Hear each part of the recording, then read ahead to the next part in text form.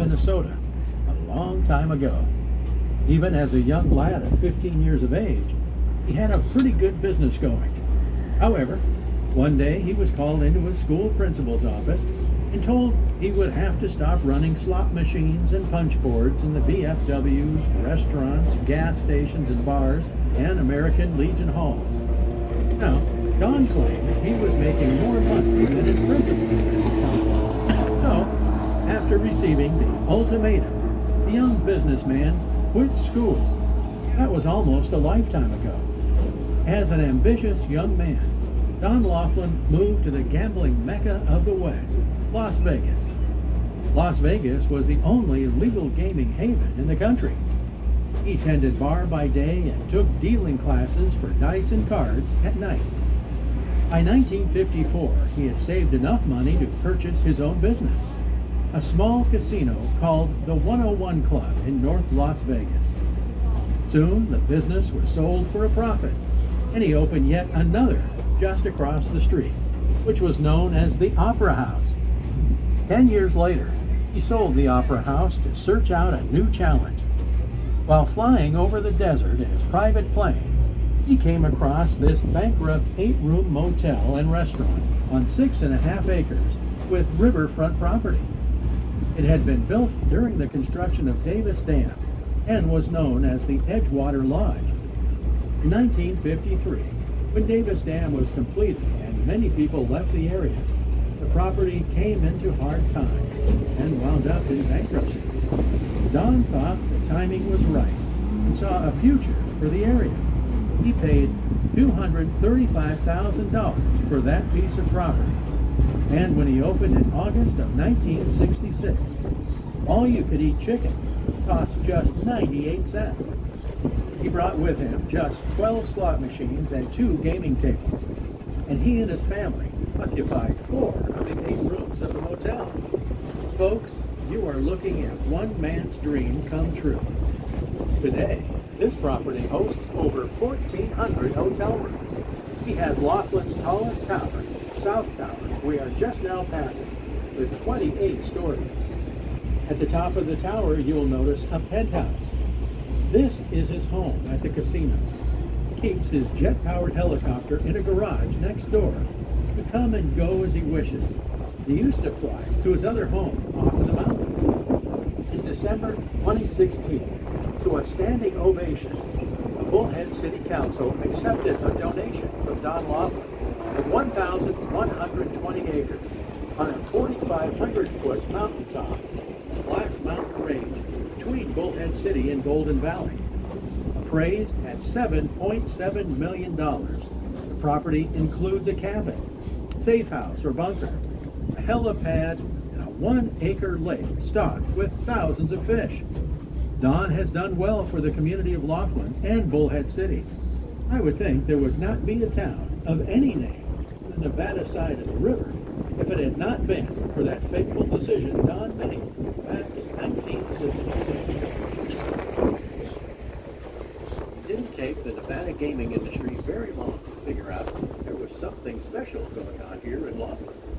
They began moving in quite quickly. This next casino property is the Aquarius. It originally opened in 1990 as the Flamingo Hilton. That still makes it the newest property in Laughlin, and with its 1,900 rooms, makes it the largest casino property. In 2006, purchased by the new owners invested $40 million remodeling the property.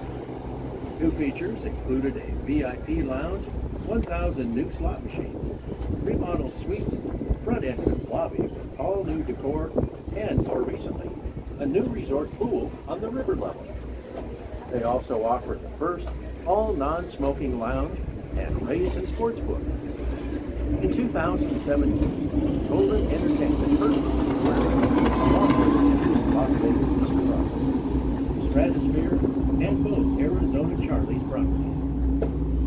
Nestled between the giants is a little casino tavern known to locals as the Regency. The Regency Casino is the 3rd oldest casino in Laughlin. and the only casino without hotel rooms. Opened in 1980, the Regency is privately owned by a gentleman named Chris Crawford. They consider themselves old school, a not stuffy, no rules casino. The Regency has the only dock and shop in the Laughlin area, and it has a family-owned restaurant called Daniel's. Edgewater was built in 1979, and in 1983 was sold to Circus Gaming Group. They soon added a 450-room hotel on the west side facing Casino Drive. They added the race and sports book on the south end.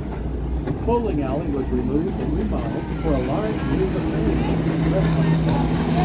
They also built this 26-story hotel tower we are now passing. If you look up at the top of this tower, you will see a balcony on the very top floor. There was an entire suite of elegant rooms built up there for a lady by the name of Mrs. Lafferty. She owned a little piece of land just south of the 26-story tower. But I will save that story for a little bit later in the cruise, as we are going back upriver. In 1983, Circus also purchased a smaller casino next door called the Colorado Belle, along with all the land just south of the Edgewater. They tore down the casino and replaced it with this magnificent showboat of Laughlin. It opened for business in July of 1987. It cost them $100 million to build this multi-decker showboat, but they reportedly recovered that investment in just a short 3 years. In 1990, they installed the first and only micro beer brewery in Laughlin. Now, there were never any boats of this size on the Colorado River, as a boat of this size would have a draft of over 9 feet.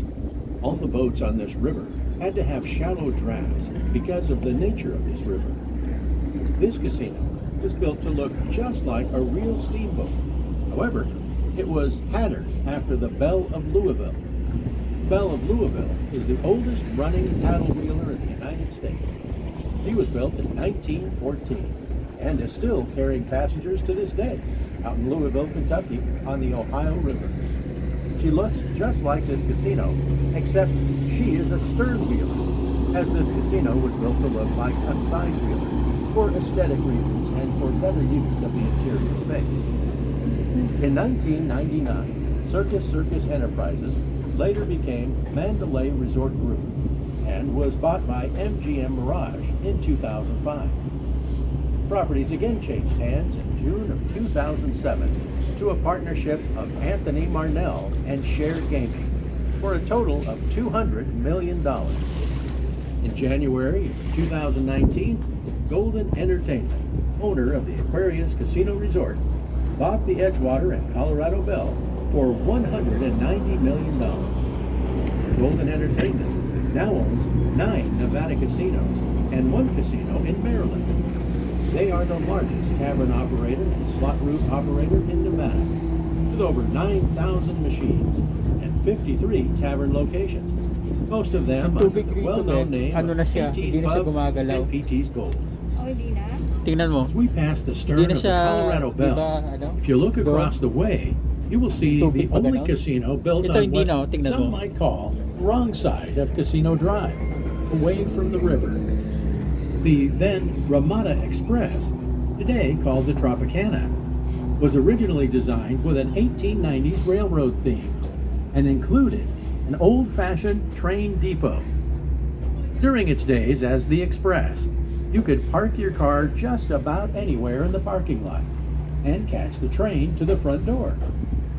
Ramada Express opened in June of 1986 with 4 restaurants and 406 rooms.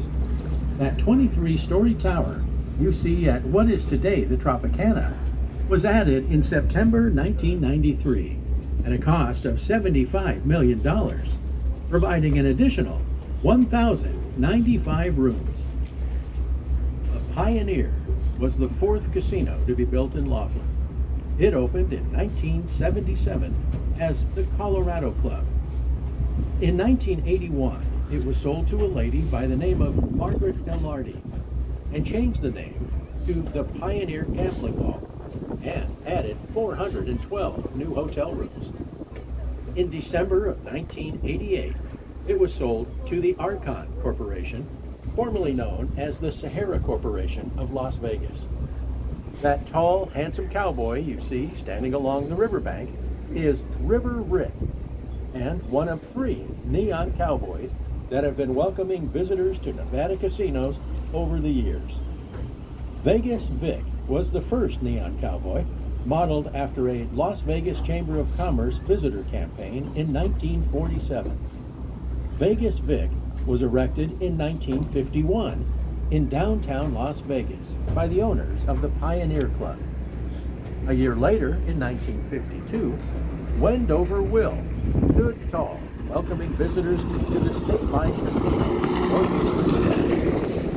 And in 1981, River Rick was erected here at the Pioneer Hotel and Gambling Hall, looming over the Colorado River.